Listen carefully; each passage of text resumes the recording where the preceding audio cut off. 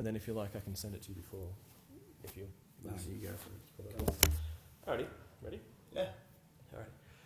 Hey everybody, Scott here again, and today I'm here with Ryan Madges, and this is really cool because like we've got like a lot of value coming, and we wanted to talk about because Ryan at a very young age made this decision that he was just going to go for it, just building multi-million-dollar businesses and just helping others to do the same.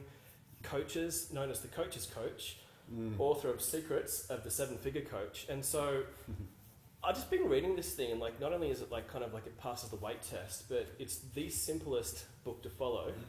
Visual people, there's diagrams, everything's kind of just given as very generous examples as to how it works from Ryan's own experience.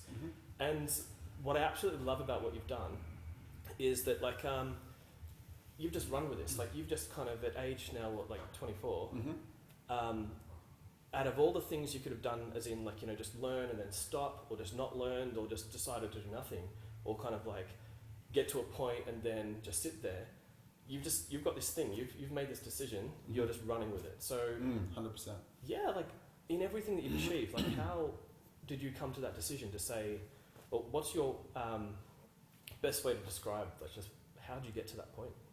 It's a great question, and by the way, thanks for having me here. And obviously this is our HQ, but thanks for having me on your channel and getting in the interview.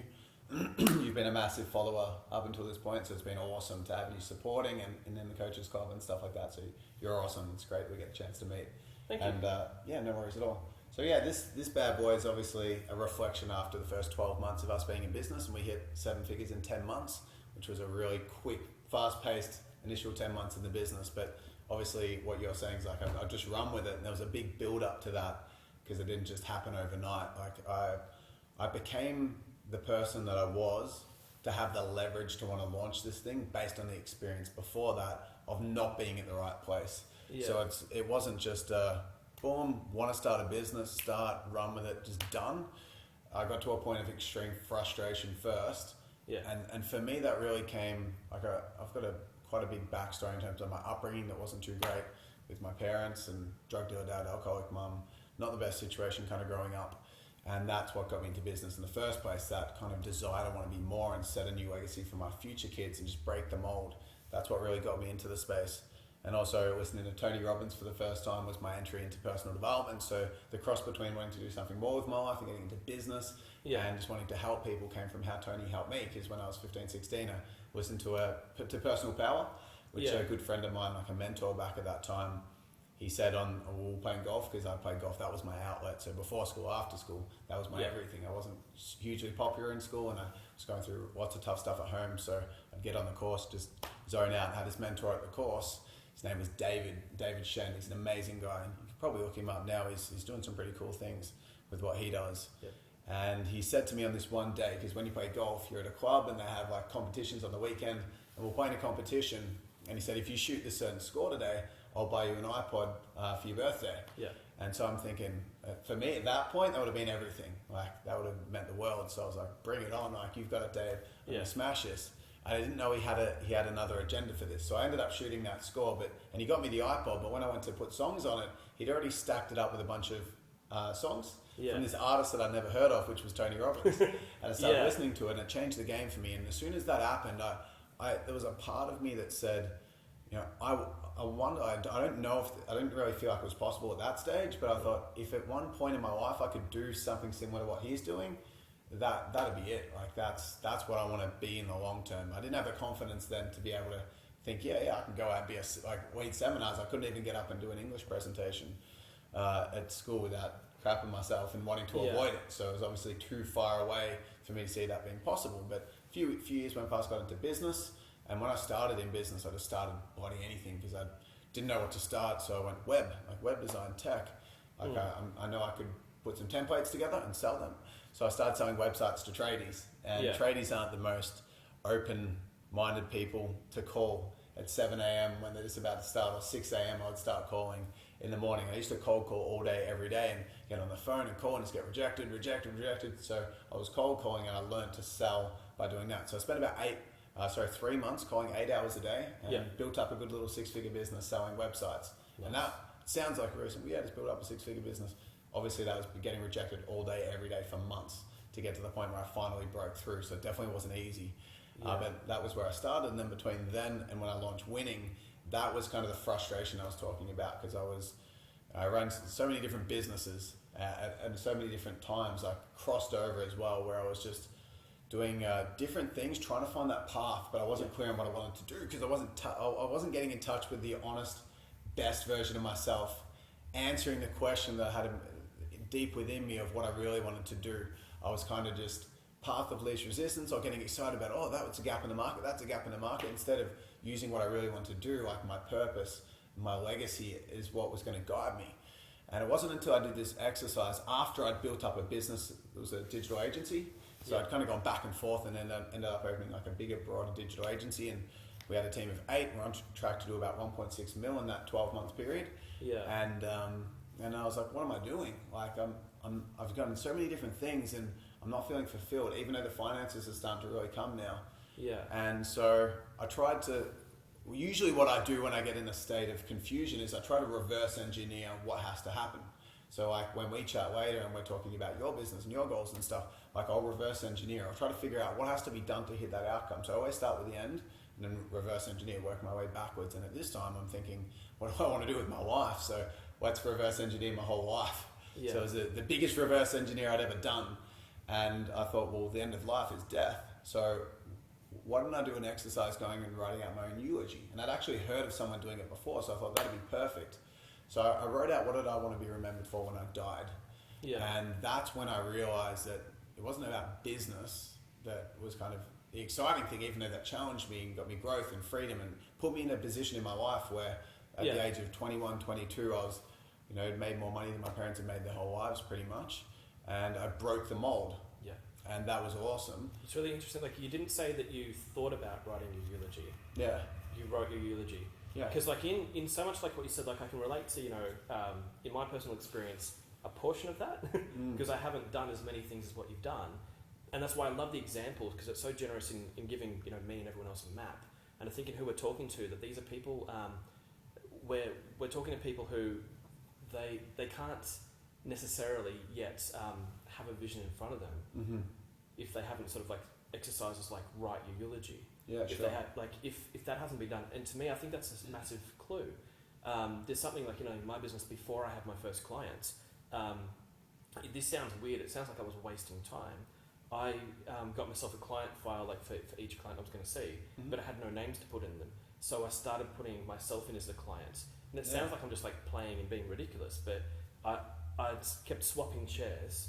And the reason I did it, because the Napoleon Hill book, The Think and Grow Rich, is talking about like having this play thing.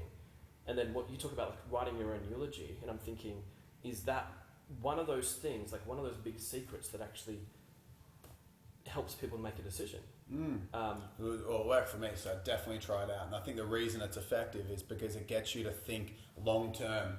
And a lot of people play the short term game. So I was like, ooh, gap in the market. Ooh, why don't I try this? Someone has a business opportunity for me. Like I launched that app called Mood Swing with a bunch of friends, and we got 100,000 users in the first month. But I had no passion towards that. Yeah. It was just kind of like a fun little thing. Like we had Geordie Shore promoting it. That's not my scene.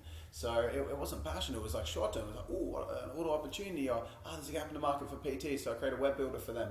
It wasn't looking long term. So when I started with the end in mind, it got me thinking, well, the more long term you think, the more effective your decisions are, because you're playing a game that's going to serve you in more of a holistic way as opposed to a short term fix. It's like everything is in the long term and short term are like opposite, or they're definitely different. Sometimes they're opposite. Like for example, you eat something that's not healthy, tastes great.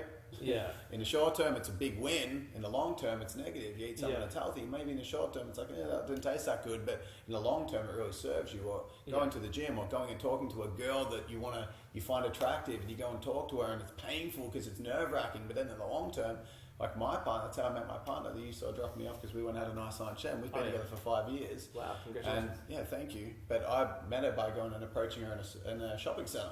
Wow. Which was one of the scariest things I've ever done. Like business is one thing, but then that was really scary. And then after doing that, because I had a little system that I kind of created to go and approach girls, just like this authentic system, and I was doing dating coaching for one point as well, because again, it was like, oh, look at that, I got those results, I'll do that.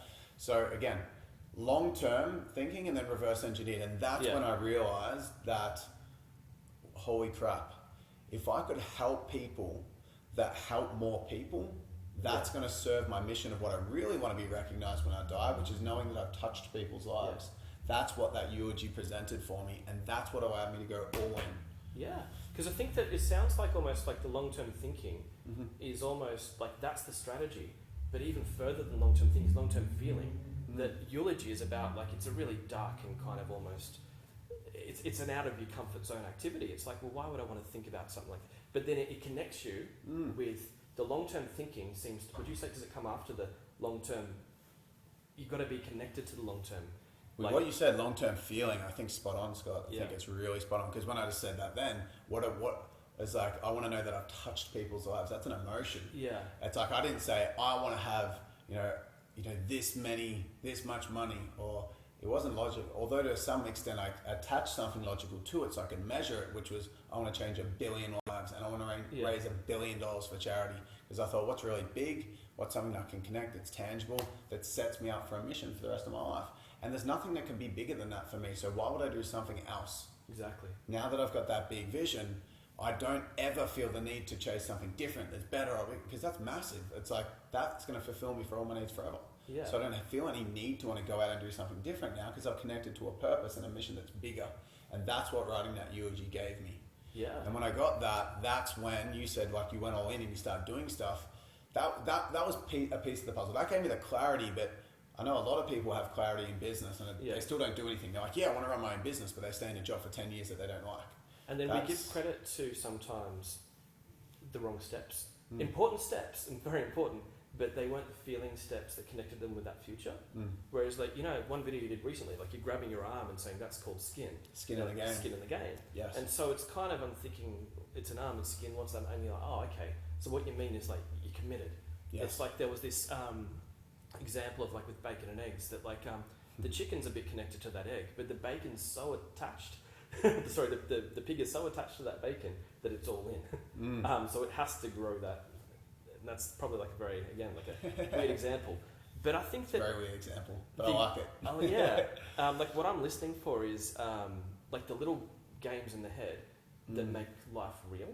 Because it seems like all of life seems to be a game, but, like, no one told us that we were about to play it or not.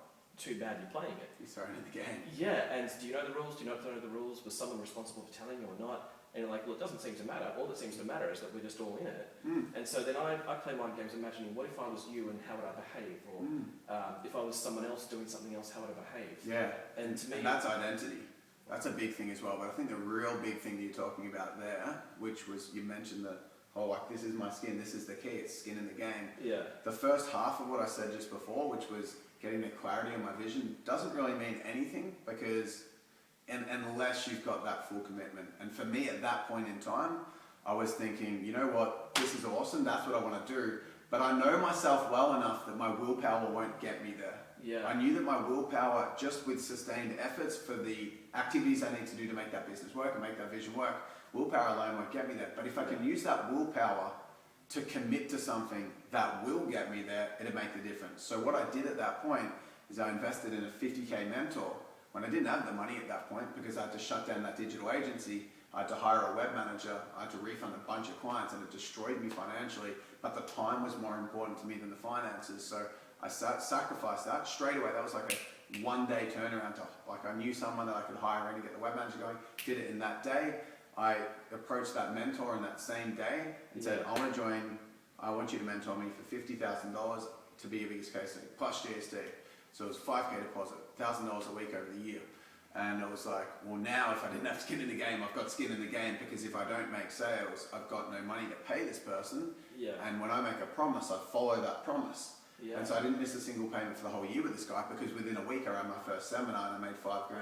And then week 2 I ran another seminar and made $5,000, which is not a lot, because I didn't have this big marketing thing behind me. It was manual. It was like, who are the people that I'm associated with? I can get their friends and family and just get anyone in front of me that I can just, even though it sounds like I was just hungry, but I was nervous and I was desperate.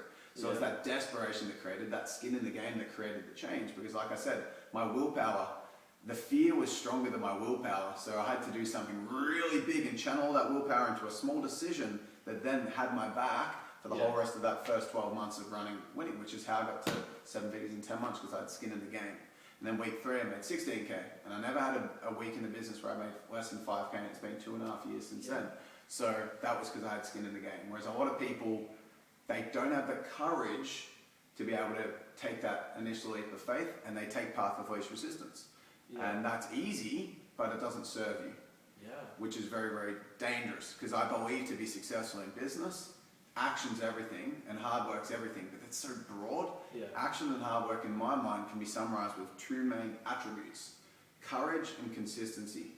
So courageous action and doing it a lot for a long period of time. So it's like, for me, that meant running a seminar. That's action could have been like writing out a plan for my business. That doesn't mean anything. But courageous action is running the seminar, right? Yeah, like you've got courage and consistency, or you were a bench warmer. And it's that you don't really get a middle ground. That's like a fantasy. But the thing is, like, that fantasy or that bench warmer, is that all good? I'll just check on it.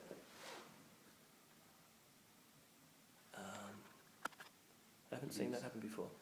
That's okay. We've got this angle. Is that still going? Yeah, it's still going. This one's... That's still going as well. It's counting down. Okay. That's right. So Pick up where we left off. Tech issue. We're back on. So, yeah, jumping in, it's like courage and consistency is everything, because you said it's either your courage and consistency, massive action, massive results, or bench warmer. Bench warmer in their mind might feel like the busiest person on earth. I'm in it. I'm working long. Like, you know, don't worry, sweetie. Husband talking to his wife, and his husband wants to launch a business. I'm working all day, every day, trying to make this work.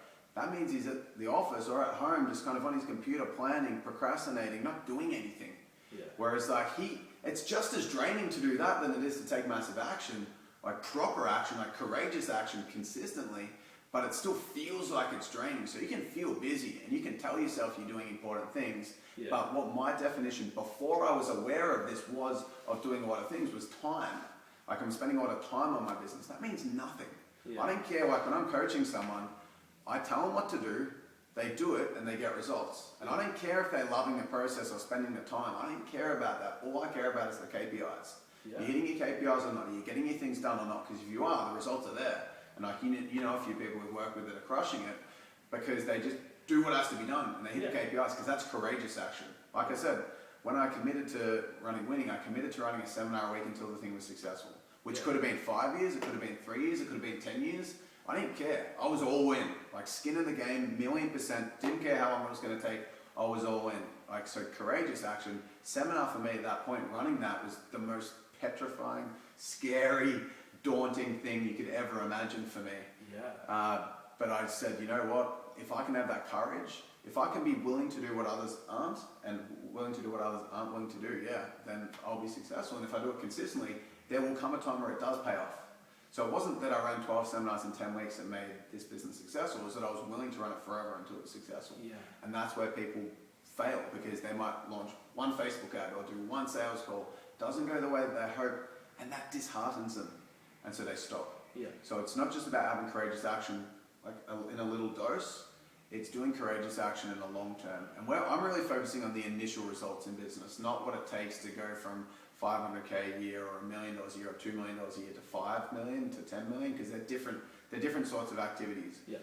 Pardon me, different actions. We're talking about the initial 7-figure journey, which is courage and consistency. And people can either like wait till stuff gets so bad that they're ready to make a decision, which a lot of people do. Like, you know, they get so sick that they have to eat healthy, or they get so in debt that they have to make a decision, or they can make a decision that that commits them past the point of no return. And it's like, for me, I left my parents' business because it just wasn't my thing. So refilling ink cartridges, did that for 6 years, and I kept wanting to control the business, but I didn't own it. And so, like, in this business book I read that said, if you don't own the business, forget about every other rule that comes after it. I'm like, really? And so I thought, okay. So then I left. There was a bit of a disagreement at the time, and my parents and I, we get on so well, but for this little time in history, there was a bit of an argument. And so I was living with them, and I was working for them, and so then I just left with nothing but my car.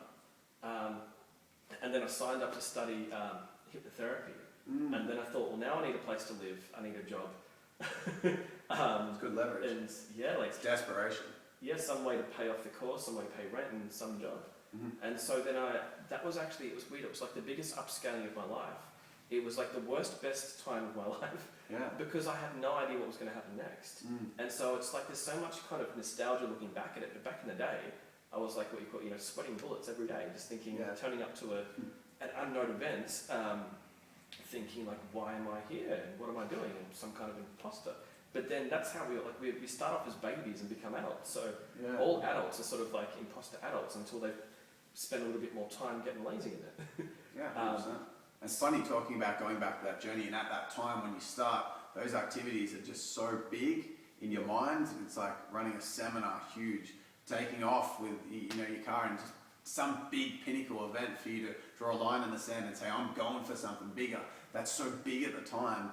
And now you get the rewards of it because this is your life. Now I get the rewards of it because we're in this cool office and I've got a big team and we've got a multi-million-dollar business. It's awesome. But it all came from that one little decision of like massive overwhelm in my head to draw a line in the sand.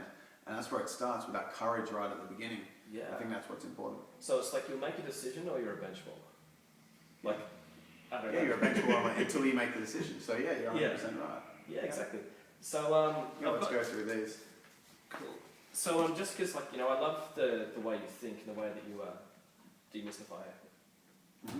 Just busting these myths. So we've got the myth buster, which has 10 letters. Yeah, let's bring it on. So the first one, M, stands for money is evil. So I know it's going to be, all 10 of these are going to be highly negative. Because this is smashing, but it's realistically how people used to think. This is like real how I sentences. used to think, probably. Yeah. So it's something like 8 out of every 10 fictional rich people are villains.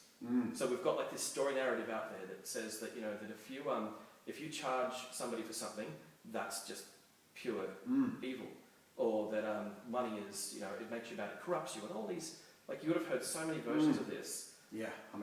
So what's the mindset behind that? Where does all that come from? And well, it's just by society, like you said. It's like a brainwashing thing. It's just everyone thinks that way, so everyone does what everyone else does. So you're a product of your environment, and then the environment's filled with that. Like you said, 8 out of 10 villains. But the thing is that what I believe people need to realize is that money is amplifies who someone already is. So if you consider yourself a good person and you think money's bad, then you're saying you're a bad person because you're thinking that more money is going to mean that somehow you turn evil, which is ridiculous. You've got control over yourself. Money amplifies good. I get money, I donate it to charity, I put it back into helping more people.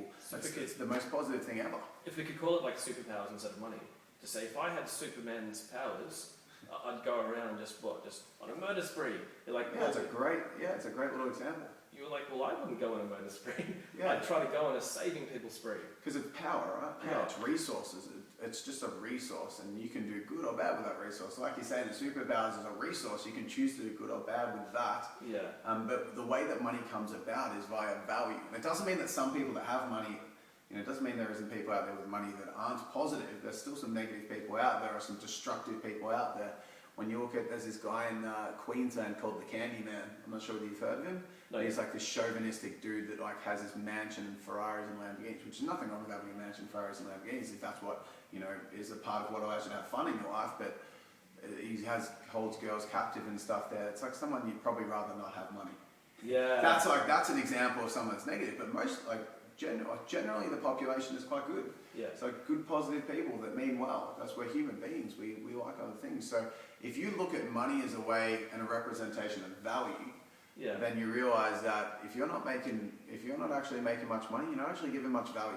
Yeah. Because if you are working in an organization and you're doing factory work, for example, you're providing value, which is why you're getting paid.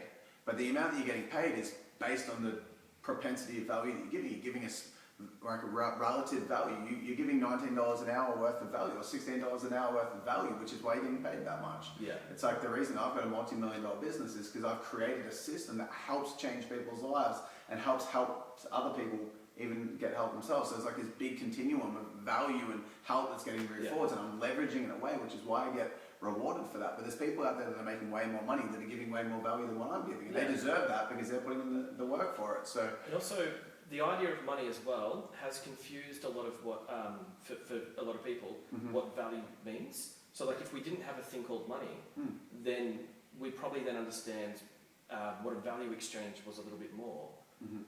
Because it's basically that you've got a skill set and they've got a divorce they're going through, they've got a health issue they're going through, that they're going to die, because that they just can't bring themselves to work out what's going on here, to like, why do they keep eating so poorly? Why do they keep taking drugs? Why can't they change their life?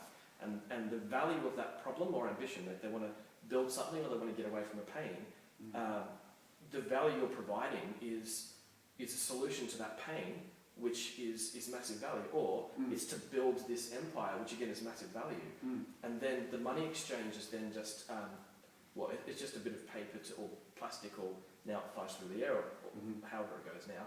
But it's really just like a way of counting how much value you've created. 100%. Like if you look at our clients, if we go back to a little bit of coach talk here, niche, like when I work with people, I help them get their niche clear at the start, we're pretty much helping them channel their strengths to help people who need it a lot. You know, mix that passion with the profitability. So they've got passion for doing something. Let's channel that passion into an area where someone will value it. Like if anyone's watching this, they're obviously like personal development. If anyone that's watching it at all, they would have had some kind of experience when they've tried to help someone that's close to them with personal development. It may not have been as well received as what they'd hoped. Yeah. So it's kind of like they're trying to give personal development. Maybe it's like your dad or your sister or something, and you're like, no, just trust me, try this, it's a positive thing, or it's law of attraction. And they don't care about it because in their mind, they don't associate value to it. And that's what I found really weird, because I used to try to help family members out with business. And this was when I was running my digital agency and it was quite successful. They didn't give a crap about what I had to say. But then I had someone else when I started my business coaching business that were desperate to give me $20,000 to help them and then love me for paying me that money because I'm giving so much value to them that they want to give me that cash. So the value that you're giving is valuable depending on who's receiving it. And that's 100%. And that's why I have different coaches that I work with. Like one example of a coach that I helped in the US had a program that was over $100,000, and he taught this personal development kind of regime, like this personal development system. And then I have people that teach the same system here that when before I started working with them, charged out for $500 for like a 6-week course. Same system. One guy's just channeling it to his target market was dudes that are kind of really well off, and they might have been in finance or senior execs and stuff like that, who are very, very well off financially, maybe very successful entrepreneurs and CEOs. And so for them, that value could mean that potentially they get their mojo back and they're making 5 times as much as what they are in their ruts. So them switching out that rut's worth $1 million to them. Whereas like this other person's charging broke people, don't really care about it that much because they don't say they want it. And so for them, it's $500 is really expensive because it's not giving them the value. So yeah, you're spot on. So skateboards for senior citizens may not be a good match. No. You might find one who loves it, but the majority probably don't want that. Yeah, exactly, because they don't see the perfect. Yeah, so the next one, I reckon we could probably do these a little faster. Yep, cool. So the Y that stands for yourself, which is like, I can't do it because I'm a special kind of, born without the right skills, born without the right kind of educational backing, or that I'm just too clumsy to do this whole thing. I can't speak in front of people. Yeah. So it's not that it can't be done, it's just that it can't be done by me. Yeah.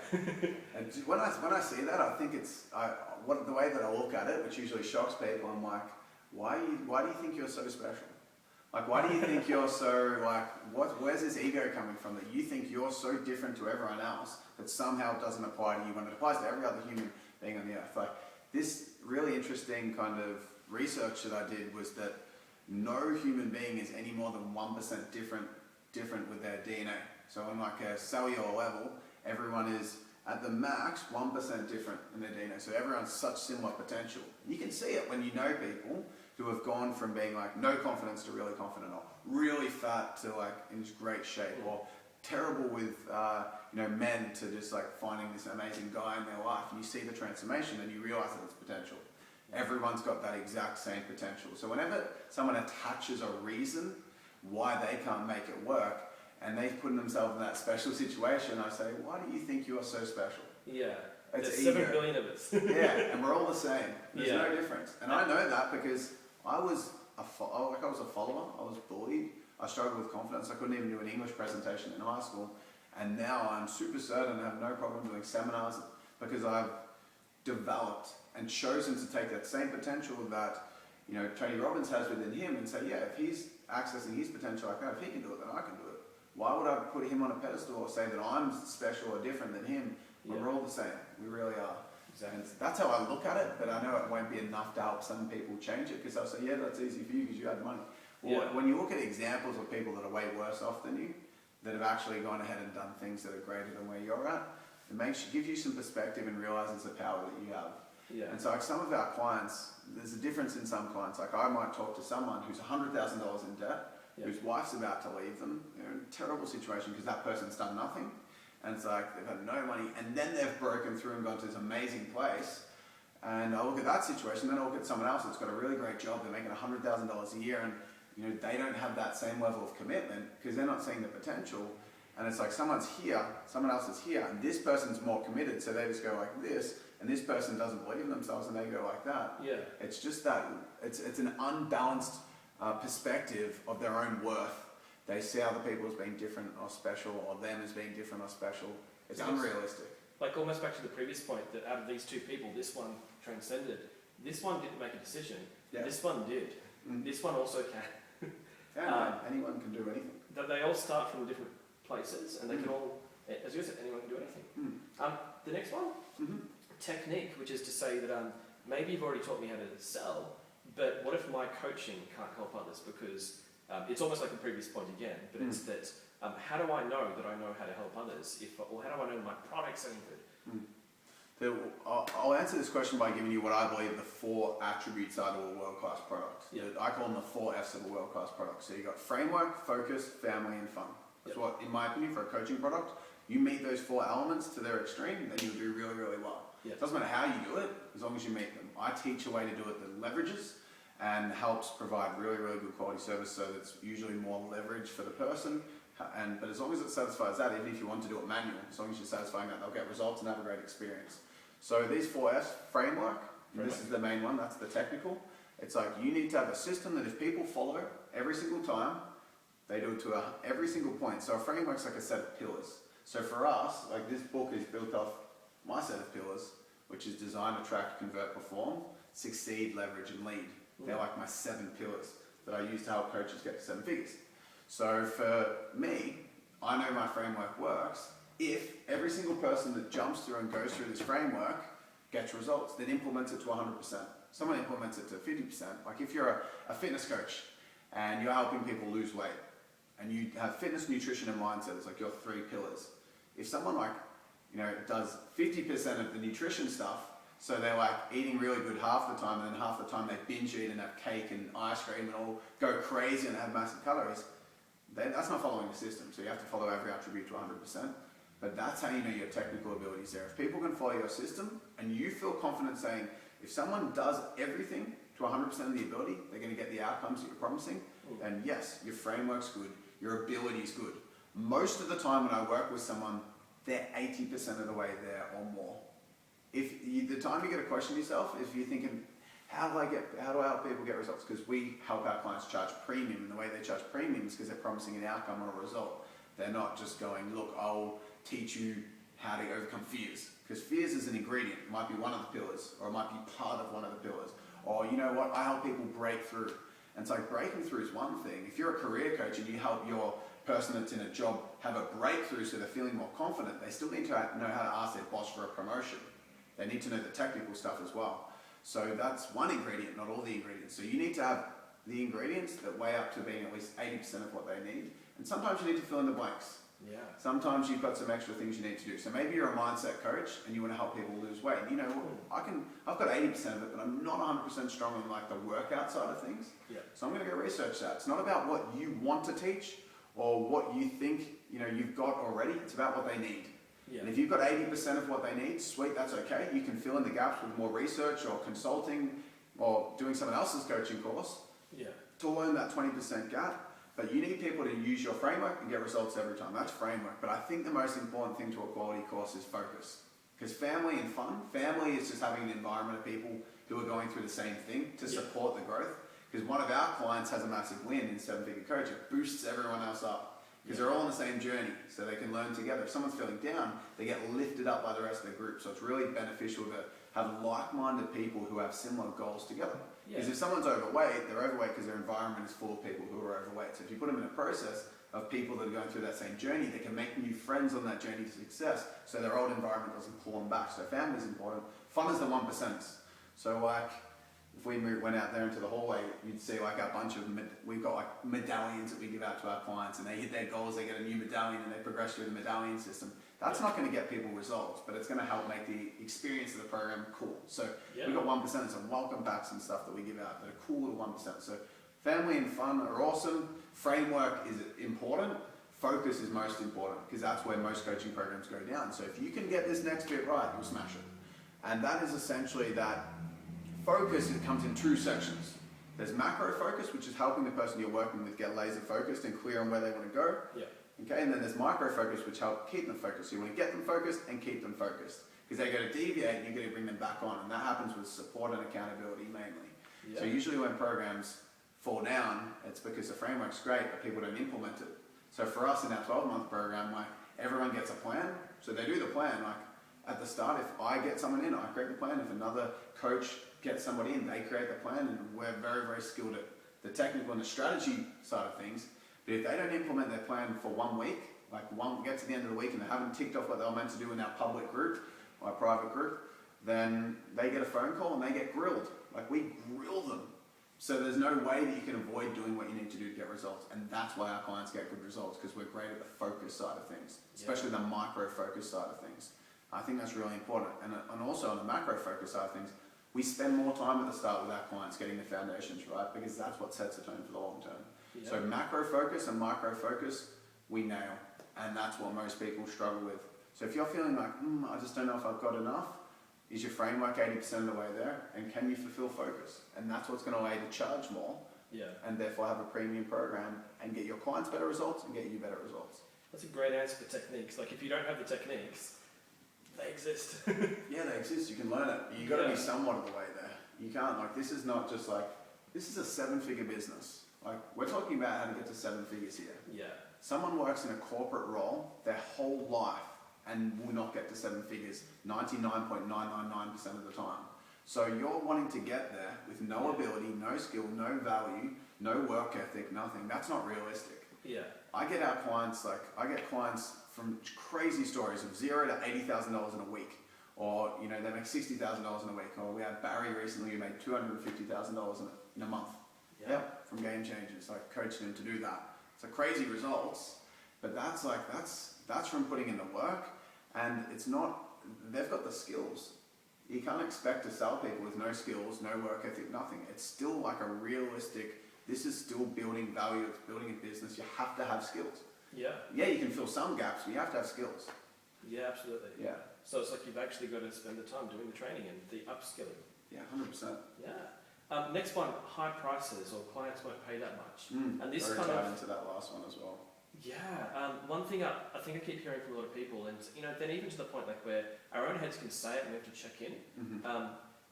If a person's like looking in their own pocket and they can't afford the course that they're selling other people, they stop selling. And it's incredible. Like, this happens because the value exchange should be: what if you have 100 bottles of milk and there's 100 people that just need that milk, and you're like, I'm sorry, I can't afford my own milk, so I'm not going to sell it to you. Or it's a great metaphor. So like when people say like the high prices, people won't pay that much, and people just keep saying it like it's a mantra of some kind. Why is that said so much? It's self-worth. In my opinion, it's self-worth. It's like people don't, and the self-worth comes from an honest place of them not thinking their shit's good enough. It's like they're like, I can't charge 5. No one will pay that. It's like, that's because you won't pay that. So it's like, in my opinion, if we just like pause for a second and say a coach or anyone in business, or from a coaching point of view, because obviously that's my specialty, a coach, in my opinion, is a role model. We're talking about giving value. Value comes, in my opinion, mainly from being someone who practices what they preach. As a leader, as a role model. So if you want to be a role model, it's about being a role model in every area. And so if you're not practicing what you preach, if you're expecting other people to pay for your stuff, you need to be willing to invest in yourself. If you want people to come to your program and get over their fears and do things that they're afraid to do, then think about what's your area of growth in your life. It might be your relationship. So if you're expecting your fitness coaching clients to therefore your fitness clients, if you're expecting them to go to the gym, which is petrifying, meal prep, which is petrifying, then maybe you got to go out and talk to some girls. Because you're asking them to do what they fear most, you're not doing what you fear most. Same thing with premium price points. Most people either don't do it because they're not being a role model, so they're not willing to invest themselves. They've got scarcity mindset issues. Yep. You've got a scarcity mindset, you're not going to be able to get results. You won't have people invest in you. That's full stop. But secondly, if you don't have the self-worth, if you don't believe that you can do it, and you don't think your course is good enough, and it's not worth 5,000, then you think you're feeling inauthentic selling it. For me, I find it's like, I think my course is worth $1 million. So for $20,000, it just seems so freaking cheap. It's just a joke because I know how good the results are that we get our clients. So I honestly feel like it's ridiculous. Yeah. So I've got no hesitation at all with selling at that price point because of that. Because it's their life that you're giving them. It's that value. Yeah, it's just like direct value proposition. Like if someone goes into our process, we help them build a 7-figure business. So if they invest $20,000, like most of our clients make that back in the first month. Yeah. It's good. It's like, and then they've got that forever. It's just so ridiculous. And you got to also think of, again, back to what you said earlier. People find it valuable if it's attached to what they care about most. So if someone's overweight, let's just give a random example. They're looking at the mirror, they're not enjoying themselves, they don't have that self-worth. Nothing else matters to them. Finding their dream partner, right? Starting a business. If you don't sell them a business program, in their mind, they're thinking in their head that's what's holding them back is their weight. They think that's the issue. So if you're selling them on that, they're thinking, well, I don't care what it is. I've tried every diet. I've tried specialists. Nothing works. If you can get me that for 5K, that's more important to anything else. If I'm making 50K a year and I have to give 1/10 of my yearly thing to get my whole life back, yes, I'll invest in that. Yeah. So it's a mixture of like your own self-worth, being a role model, and also attaching it to what someone cares about. So they're willing to invest in it because it's solving what they think's the worst thing in their life. Yeah. Brilliant. Alrighty. And then the next one, blame, which is really just... Mate, I love this one. It's almost, this isn't the way that people say it. They're not going to say, I've got a problem that I keep blaming other people. Yeah. It's more so they'll say, like, I can't do it because, insert other party thing. My mum, my dad, my brother, my sister, my kids, my teachers, my wife, my husband.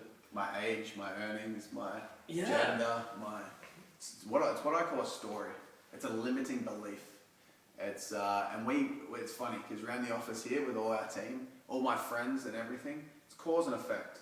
It's either you're taking personal responsibility for everything that happens in your life, or you think things happen to you. You think that you can't control things. And that's the damaging thing here, because if you ever give a reason to something not happening because of an excuse, you lose all power and all control. The reason that is because, let's say, for example, you said, okay, cool, I couldn't make it because, I didn't hit my goals because I didn't have the time. Then you're saying that you can't hit goals if anything external comes into your life. You've lost all control. I never say that. I said because I didn't make the time, which at least that gives me control. I'm saying that, I didn't do it, but I've still got the ability to do it next time. So when I go to approach it again, I can say, sweet, I'm still in control. So when I go to hit my goal next time, it's me that's the one that's got the influence over it. Whereas if I say it's because I didn't have the money or the time, I'm saying that if any external force comes into my life, it could stop me. It could stop me at any time. So I've got no bloody control over my results if I come from blame or use excuses. So they're making a permanent decision that if... they've got no control, pretty much. Yeah, if ever anything similar, permanent decision, that thing... So they just keep, stacking all these conditions on. Yeah, they keep saying, I don't have result, I don't have control, it's their fault, it's this fault, it's because of this, it's because of that. So in their mind, they're thinking, I've got no control, and they become addicted to using excuses so they don't feel like they're wrong, when in actual fact, no one cares if they're wrong. It's not about being right or wrong, it's about getting results and living an awesome life. Exactly. So, it's crazy, but it's funny, we call it story. So if anyone ever says anything like, I was late because of traffic, and you're like, story, straight away, that's a story, that's an excuse. It's not the traffic, you could have left earlier. It's like, there's always something. Even if it's like the smallest thing, it's like, how'd you go? Sorry, I lost my pen. Story. We don't take anything, any single thing that says that they're not in control, it's a story. So dog ate the homework? It's funny, the other day, there was someone in the office, I can't remember what it was specifically, but someone didn't pull through and get a breakthrough, or didn't make a sale, and we said, and they said, sorry, a dog ate my motivation.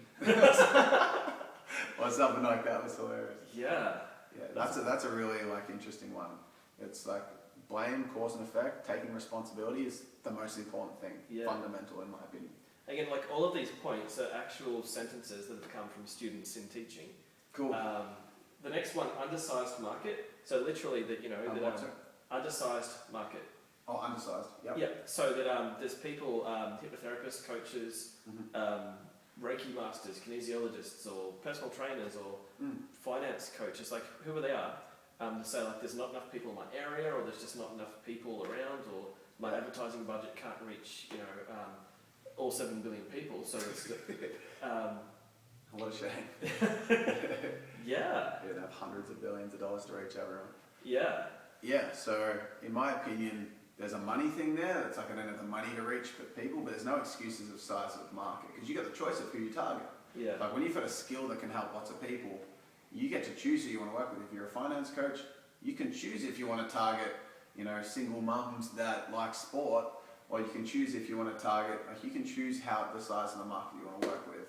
But the thing is, that can never be an excuse because you can go online. You can go online for anything. So the market's never small when you go online. But there's still a cap.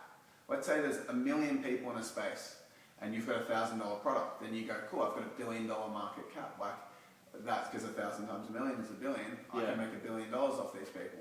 So it's like if you've got a goal to have a $5 billion business, then maybe you need to target someone else. Yeah. Or you need to open up your market. And that's okay, because by the time your business gets to anywhere near that, usually bring in other markets and areas, like you see Telstra or Coles, they bring in credit card options, or people can get their mobiles from there and stuff, so they're bringing in different streams of income to hit their financial goals. So you can always bridge when it gets to that size, but you've got a choice over who you target. That's what you need to remember. And when you go online, it opens up everything. I remember hearing excuses, and it'll be a story, but whether it's any of these modalities that skills people have, they'll say like, the school keeps pumping out coaches and trainers into the market, and there's too much competition. I found that most of them aren't competition because most of them don't even have an offer out there. So you can kind of wipe off anyone who doesn't have an offer out in the marketplace, they're not your competition anyway. But even just from those who do have an offer out there, what can you say about competition that way? Well, competition is absolutely amazing for the reason that it proves your concept. It means there's demand for your offer. So if you're in like a space where there's competition, it means that people are buying that. And the biggest issue with coaches is that there's no demand for what they sell. And there's no demand for what they sell because they don't present it right. So if someone's a hypnotherapist and they're saying, look, I'm a hypnotherapist, who wants hypnotherapy? No one wants hypnotherapy. No one wants coaching. People want the body of their dreams, the career of their dreams, the finance of their dreams, the relationship of their dreams, the partner of their dreams. They want an outcome. They don't want your ingredients. Because your ingredient is not a topic, and it's not a niche. It's not an outcome that they care about. Like you're passionate about it, but if you keep talking about hypnotherapy and try to educate, if people had to learn about what you do before they make a decision of whether it applies to them, you're stuffed. So you need to sell the outcome, and then the best quote you ever write this down: sell them what they want, give them what they need. Sell them the body of their dreams, and then when they come in, hypnotize them, or whatever your ingredients and methodology is, what I call your proficiency is, to get them that outcome. And like a great example is like a coach we work with, Maggie, who was a hypnotherapist, which is why I'm going to bring it up. But she was targeting all sorts of different people. She had 6 different business kind of directions, and I just threw it all in the trash and said, what are you passionate about? And she had this book that she'd written called Unzipping the Fat Suit Using Your Mind. Unzip the Fat Suit. So outcome is weight loss. Using your mind, that was the proficiency. So it was the best-selling book. It was going really well. She'd been on a current affair today. She had all this stuff. And I've heard of it. Oh, you've heard of it? There you go. Unzip the Fat Suit. Using your mind. Yeah, so she had that, and we built a program around that, which was outcome-orientated. So she ended up targeting people who want to lose weight, selling that, what they want, and then when they come in, focusing on the mindset side of things.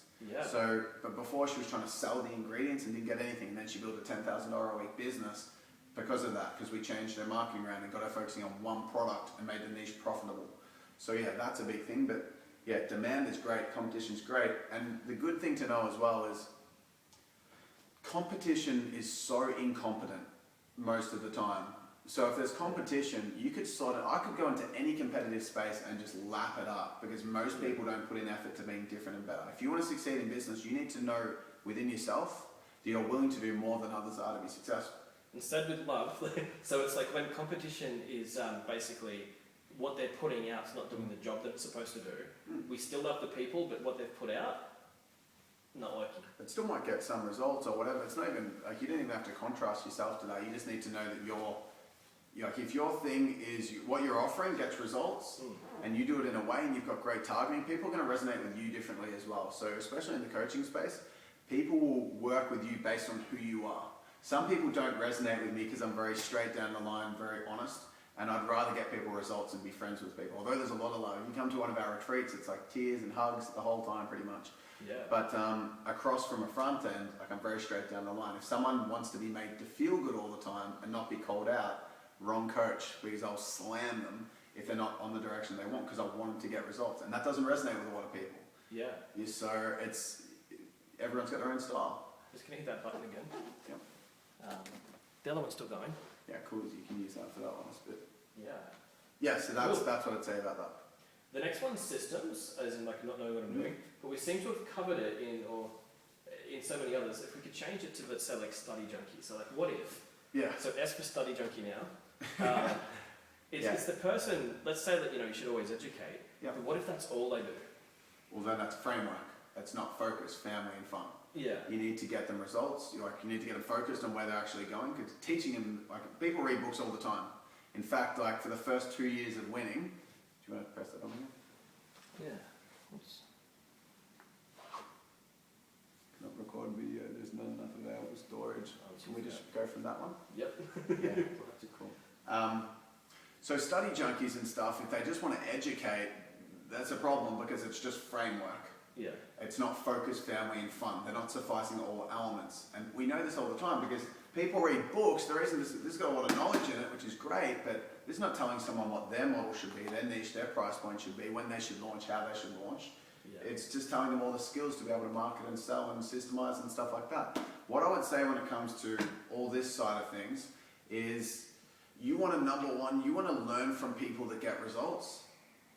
This period, like, you want to find someone that's where you want to be. Doesn't matter what you have to pay them. If they can get you where you want to be faster, do it. It's like I was in a 40K program, 50K program, 125K program, and 100K program. Over the last 2.5 years, I've invested over $1 million learning. So yeah, it's like I find people. Like, another great example of a friend that I put up with a couple of days ago. I won't mention his name. It was actually yesterday. One of my best friends, and he went into a mastermind recently. He went to 3 actually. And then he launched his mastermind after being in 3 others. They gave him all their knowledge, pretty much. Went in, got all that knowledge because he needed the systems, he needed the strategy, he didn't know. So he's like, I'll go and pay it. He was in a 25K program, US. He was in I think it's 50K program, might be more for the second one, Kevin Nations. Do you know how much that one is? It's like 50K plus. And then he was in a 10K one, so 3. Yeah. And then he launched his mastermind 2 weeks ago. It's been 2 weeks, and he's made 25 sales. Yep. At 25K, 2 people paid up front for 25K US, and he had 23 people put a $15,000 US deposit down.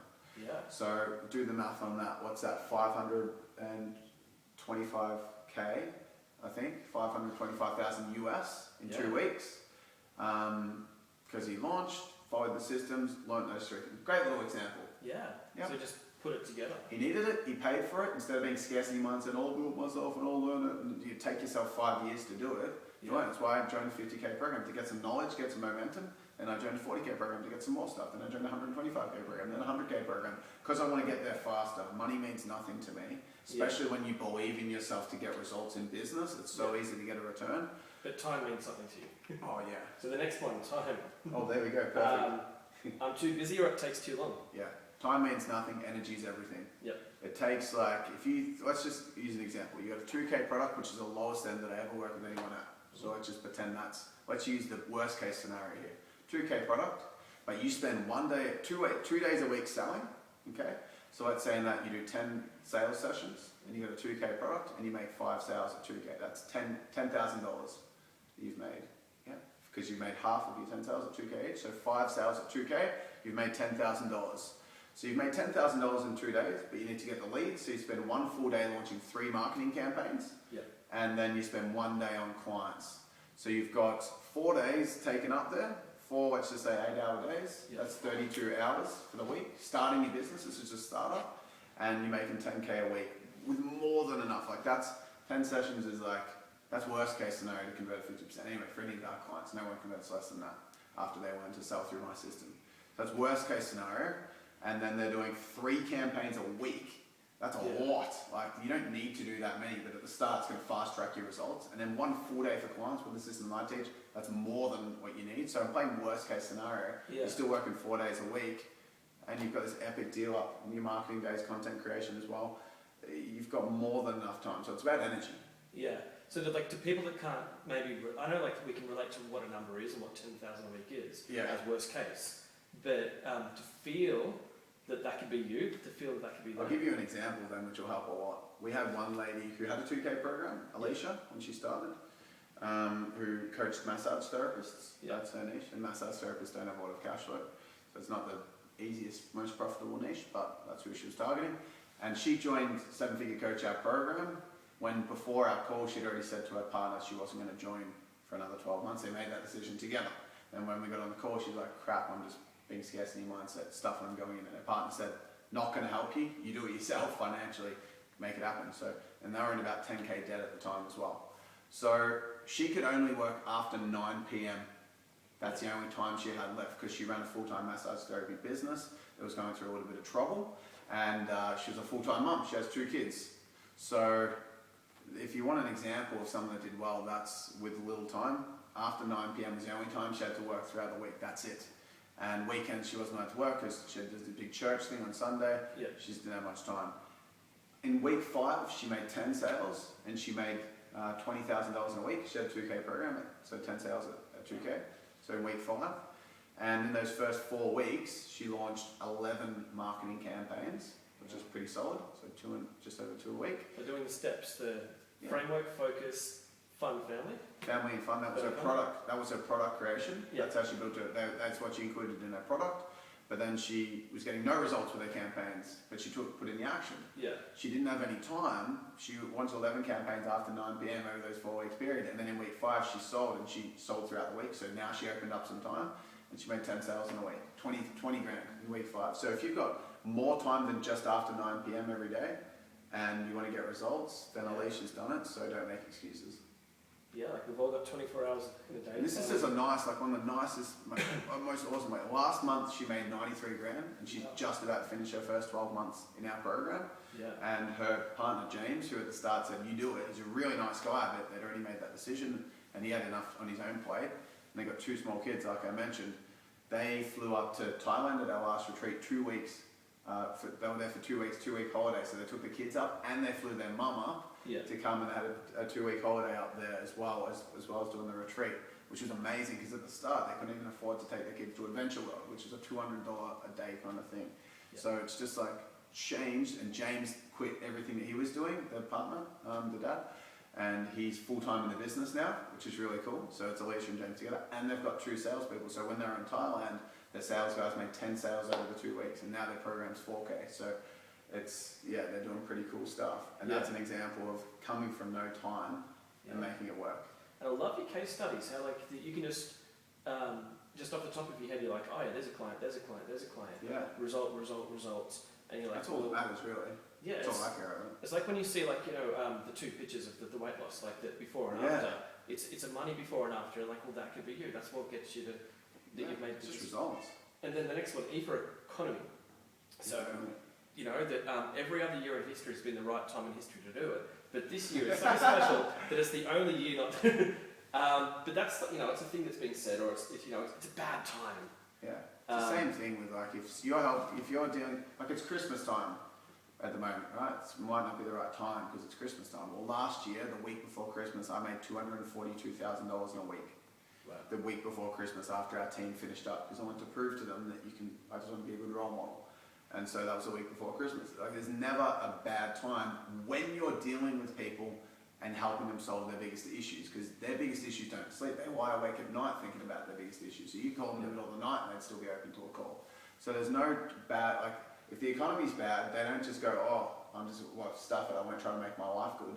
It's like they still want to solve their biggest problem. And especially in a bad economy, if you're any kind of business focused, like that's even better, or career focused, even better, because it's more important to them to solve those big problems. The problems become amplified in those times. So it's completely fine. Yeah, like it's always the best, worst, whatever. It's always a time. There's always problems. There's always people wanting those problems to go away. Yeah, 100%. So the last one are resources. I don't have enough. It's like and money. Yeah, like to start my dream. I don't have, like, I wasn't born privileged, or I wasn't didn't have like $100 grand, or couldn't get from the bank $100 grand to start my business, or it's a lot of money. You probably don't need that much to start your own business. Yeah, to begin with, you don't need that much. But they've got this. They'll say, like, I don't have a web page, I don't have an office, I don't have a team, I don't have. Or they'll just look at like what you have and they're like, oh, I don't have all those things. And it's been said. It's like one of those things people say, yeah, but why don't? How am I meant to get from here to there? Yeah, well, I happen to open up to the page, but you guys can see this. It's called the coaching ladder.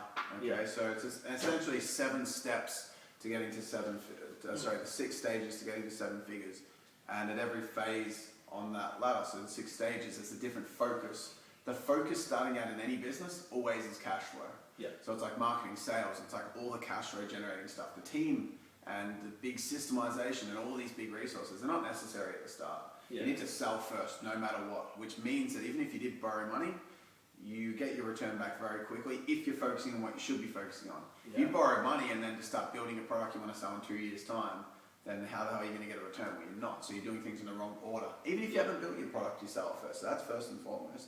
Yeah. The second thing is realizing that the only reason you'd have an issue with putting money down in business is if you didn't want to keep doing it in the long term. Because my mindset when I started this was, I don't care even if I've got to run a seminar every single week for the next 50 years. Yeah. I'm not stopping because this is what I was born to do. So even if I invested in a 50K plus GSC, so $55,000 program starting out in this business. Yeah. And I didn't care. Like, I didn't even care if I went 100K in debt, because I knew that I was like destined to do $100 million, $1 billion in the long term. So what the hell does $100,000 matter? Because I'm not going to stop. Even if I go backwards, I'm not just going to go, whoa. It's like, which is what a lot of people do.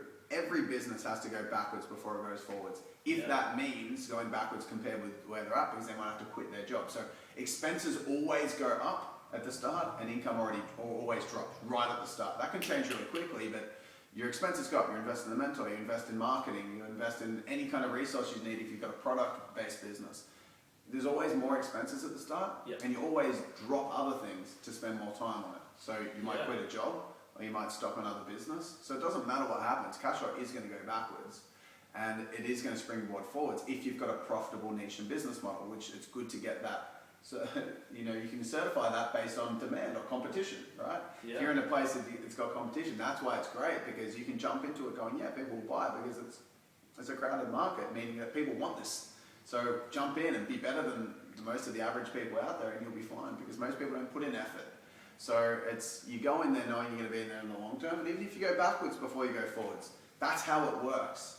For me, I went backwards before I went forwards. Every coach I've ever worked with, Alicia, Vicky, just any of the examples I've given over this, they all have to go backwards before they go forwards. If it's 5K, 10K, who cares if you get to a point really quickly where you're making 10K per week? And Vicky's a great example, because she wasn't in a very good financial position at all when she started working with me, and through 7-figure, and then within 8 to 12 weeks, she was making 4 or 5K sales a week, which is 20K a week. So it didn't matter. If she went like 3K backwards, 20K a week solves that. It does. So it's like, if you're in there for the long term, the short term shouldn't matter if you're going to go backwards before you go forwards. And people that aren't willing to go through that shouldn't be in business. Exactly.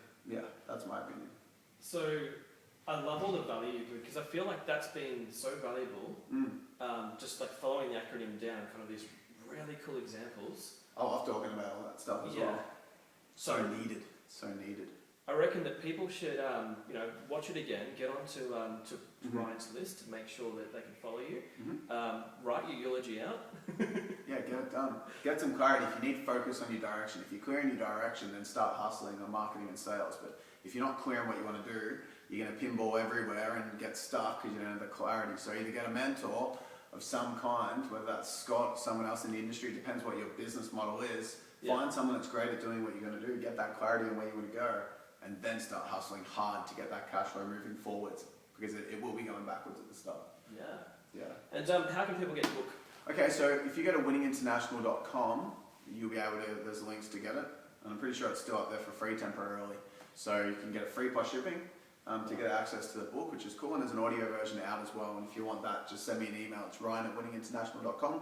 I'm happy to take emails if anyone wants to have any comments or anything like that. Just send me an email and I'll get back to you.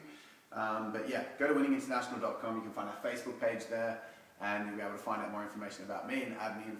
Our most active kind of channel is Facebook. So if you're on Facebook, you'll see everything on there. Excellent. So go winninginternational.com is your first point of call, and then go from there. Cool. So that's just been amazing. Final thoughts, closing thoughts. Yeah, cool. What's one last sentence that we can leave people with? Okay, so just give me some context quickly on where they're at. Most of these guys.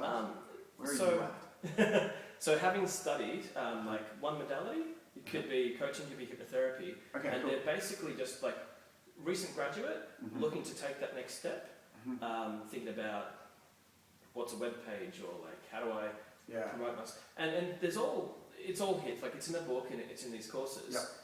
You can learn, you know, how to package, how to niche, how to sell, but it's like they're recent graduates, and then there's like probably if there's just one bit of gold, one bit of advice, without it being a technical thing, but maybe just for a bit of anyone who's a recent graduate should do this one thing. Yes, start straight away. That's what I would say. Because most people want to leave it for a long time because they don't feel like they're ready. Start before you're ready, because you're going to speed up your growth so much more by being in it than you will thinking about it. And the biggest mistake that people with a modality make is they're stuck in that space and they're stuck in building something that's going to launch in the future. And when there's no time attached to that, they delay it for as long as they possibly can, because naturally as human beings we take the path of least resistance. That's actually what all our roads, like we're looking at those roads out the window over here. All the roads around, like you see windy roads in the countries and stuff like that, they're actually built off cow paths. Cow paths that were built over years because they go around, they don't just go up and down like this, they go around the hills because animals, naturally, human beings take the path of least resistance, physically and metaphorically. So naturally we take the path of least resistance, and for a coach that means creating content, that means doing what we find natural. But if you're not actually out there and you're not started and you haven't launched yet, there's thousands of people out there waiting for your help, and if you don't get out there, they're going to go unhelped. And it doesn't matter what's going on in you, because this is not about you, this is about them. If you get into this space, you're here to help people, and you got to stop thinking about yourself and start thinking about them, because we forget that there's people out there right now who might be suicidal, they might be hating themselves in the mirror, they might be just depressed and just hating on their job or whatever it is. Get out there and help them now.